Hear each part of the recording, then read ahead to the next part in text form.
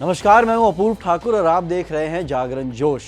क्या आपने कभी सोचा है कि हमारे देश के 1,73,000 से भी ज्यादा पुलों में से एक ऐसा भी है जो केवल नदी के दो किनारे नहीं जोड़ता बल्कि इतिहास रचता है और दो राज्यों के पूरे भविष्य को एक सूत्र में पिरो देता है।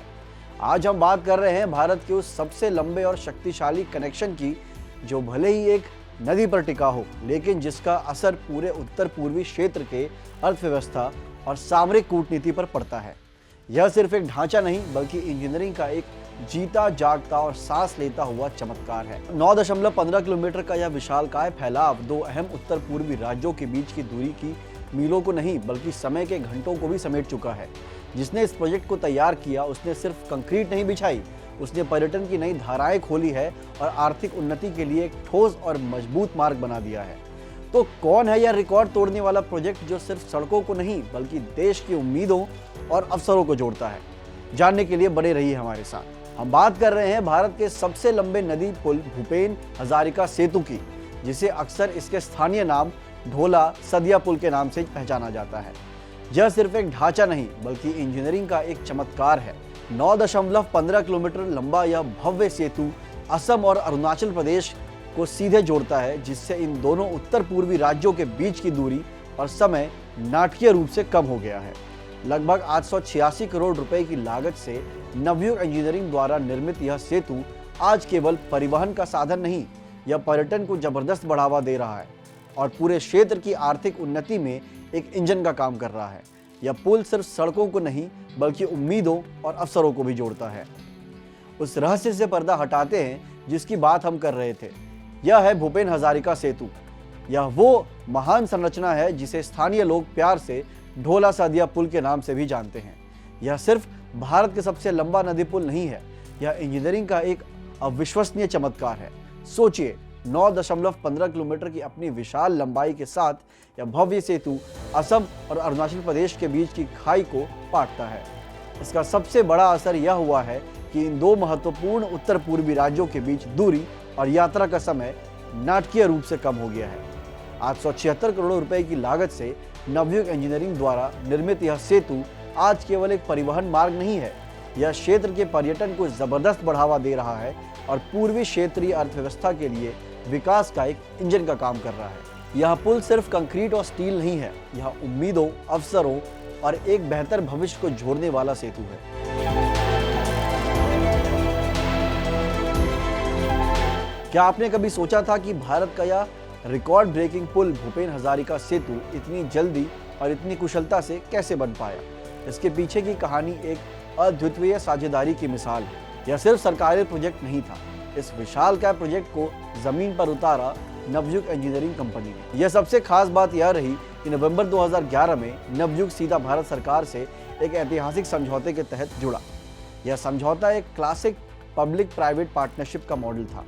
इसका मतलब था कि सरकार का दूरदर्शी दृष्टिकोण और निजी क्षेत्र की तेज रफ्तार, विशेषज्ञता और आधुनिक तकनीक एक साथ आए। इसी शक्तिशाली तालमेल के दम पर 9.15 किलोमीटर लंबा यह अद्भुत सेतु रिकॉर्ड समय में तैयार हो सका, जिसने न सिर्फ हमारी इंजीनियरिंग की सीमाओं को तोड़ा बल्कि देश में बड़े बुनियादी ढांचों के निर्माण के लिए एक गोल्ड स्टैंडर्ड भी स्थापित कर दिया।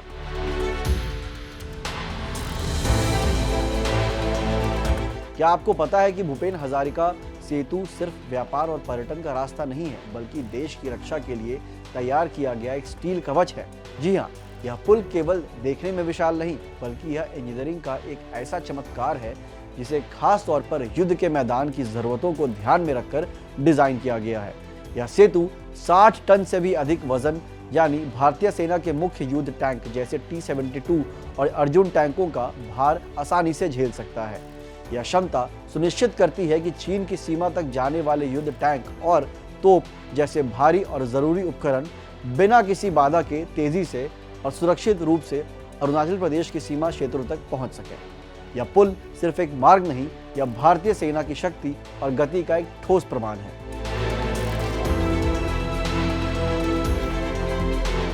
इस पुल का रणनीतिक महत्व कितना गहरा है, यह जानने के लिए हमें पहले और अब को समझना पड़ेगा। सोचिए, इसके निर्माण से पहले हमारी सेना को अपने भारी साजो सामान और सैनिकों को चीन से लगी वास्तविक नियंत्रण रेखा यानी LAC तक पहुंचने के लिए कितना संघर्ष करना पड़ता था। उन्हें अक्सर दुर्गम रास्तों पर लंबी और मुश्किल यात्राएं करनी पड़ती थी, जिसमें 4 घंटे या उससे अधिक का कीमती समय बर्बाद होता था और उन्हें पुरानी फेरी सेवाओं या दूर के पुलों पर निर्भर रहना पड़ता था। लेकिन अब यह पुल एक गेम चेंजर है। LAC के नज़दीक स्थित होने के कारण यह आपात स्थिति में सैनिक और युद्ध उपकरणों की तेज, कुशल और निर्बाध आवाजाही सुनिश्चित करता है। यह पुल सिर्फ दूरी नहीं नापता, बल्कि देश की सुरक्षा के लिए जरूरी घंटों को मिनटों में बदल देता है, जो इसे हमारी रक्षा तैयारी के लिए सबसे अमूल्य संपत्ति बनाता है। भूपेन हजारिका सेतु सिर्फ एक पुल नहीं, बल्कि पूर्वोत्तर भारत के लिए विकास, सुरक्षा और समृद्धि की त्रिवेणी है। सबसे पहले रक्षा क्षेत्र को देखिए। यह सेतु चीन सीमा पर तैनात हमारे सैनिकों के लिए किसी लाइफलाइन से कम नहीं है। जहां पहले मानसून के दौरान ब्रह्मपुत्र की सहायक नदी लोहित के कारण जरूरी आपूर्ति श्रृंखला अक्सर टूट जाती थी, वह अब यह पुल साल भर भोजन, ईंधन और गोला बारूद जैसे आवश्यक सामानों को बिना रुकावट पहुंचाना सुनिश्चित करता है।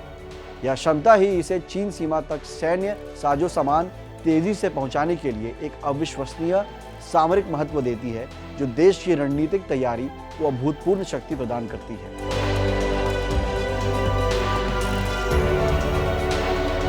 भारत के सबसे बड़े पुलों और विशालकाय प्रोजेक्ट्स के पीछे जिस कंपनी का हाथ है, वह है नवयुग इंजीनियरिंग। यह सिर्फ एक कंस्ट्रक्शन फर्म नहीं है, बल्कि देश की बुनियादी ढांचे को एक नई दिशा देने वाली शक्तिशाली इकाई है। यह कंपनी नवयुग ग्रुप का एक मजबूत स्तंभ है, जिसके एग्जीक्यूटिव चेयरमैन चिंता विश्वेश्वरन राव और मैनेजिंग डायरेक्टर चिंता श्रीधर की गतिशील नेतृत्व से ऊर्जा मिलती है।